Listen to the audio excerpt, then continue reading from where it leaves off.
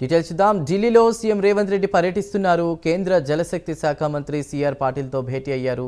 పాటిల్తో CM Revanth Reddy, మంత్రి ఉత్తమ్ కుమార్ రెడ్డి సమావేశమయ్యారు. శ్రమశక్తి భవన్లో జలశక్తి శాఖ కార్యాలయంలో భేటీ జరుగుతోంది. పెండింగ్లో ఉన్న ప్రాజెక్టులు, కృష్ణా నదీ జలాల వాటా, ఆంధ్రప్రదేశ్ అధిక నీటి వినియోగం తదితర అంశాలపై చర్చిస్తున్నారు.